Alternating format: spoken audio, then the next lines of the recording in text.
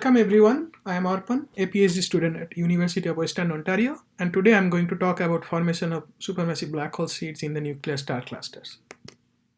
And our paper is up on arXiv, so if you have any comment, feel free to send it to us.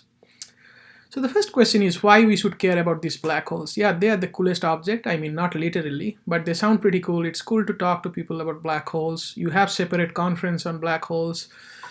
But just to summarize the scientific points, the black holes are really good laboratory to test and probe the fundamental laws of the universe. Then these black holes also found inside the massive galaxies. So just observing the supermassive black holes, you can talk a lot about the galaxy properties. And finally, these black holes are really good tracer of the cosmic reionization history. But the biggest puzzle is how these supermassive black holes of 10 to the power 9 solar mass actually formed. And there are different models.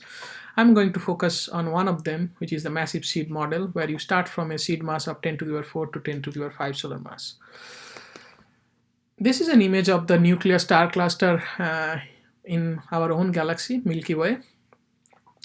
And when people zoomed into it, they got really surprised to find a supermassive black hole residing in the nuclear star cluster. And later on, people found not only Milky Way, there are a lot of galaxies where a nuclear cluster and a massive black hole residing at the center. Then astronomers started to think, there must be a link between the nuclear cluster and the black hole. It's not just a coincidence.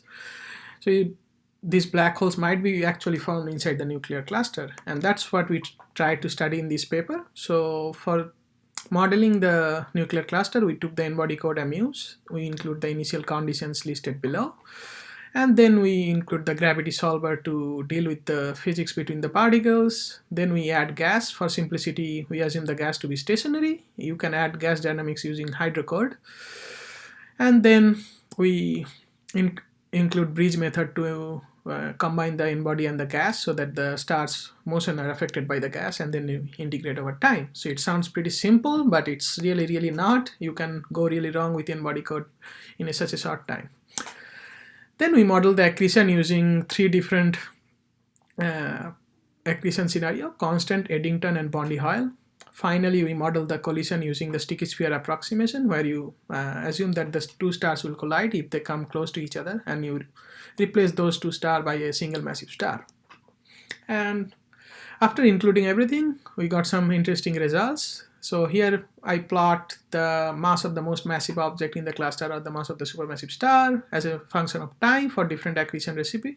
And you can see the final mass is really affected by what kind of accretion recipe you are assuming. It's maximum for Bondi-Hoyle, and it's lower for different other accretion scenarios. Then we change the cluster size, or in other words, the central density of the cluster. For Eddington at the constant rate, you can see the most massive one is forming for the compact cluster, but for Bondi-Hoyle there is no such correlation. The final mass is more or less same, and the runaway growth happens depending on when the first collision happened in the cluster, because it's proportional to mass square, the Bondi-Hoyle rate.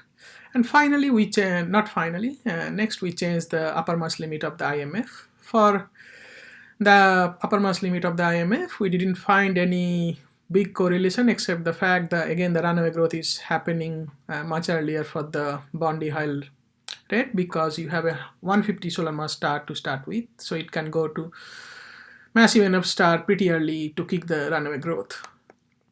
And finally, we include the mass loss rate due to collision. It's really optimistic to think there will be no mass loss when two stars collide. And there are different recipes to use. We use the recipe from Katz et al. And also constant mass loss. Again, we can see the mass loss is pretty prominent for constant and Bondi-Hoyle.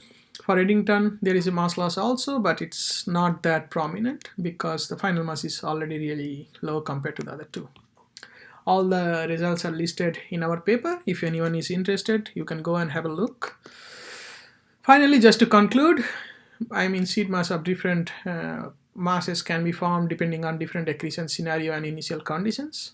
We didn't include stellar evolution and mass loss due to stellar wind, which can affect the final mass of the supermassive star a lot. And finally, the gas accretion will dominate when the gas is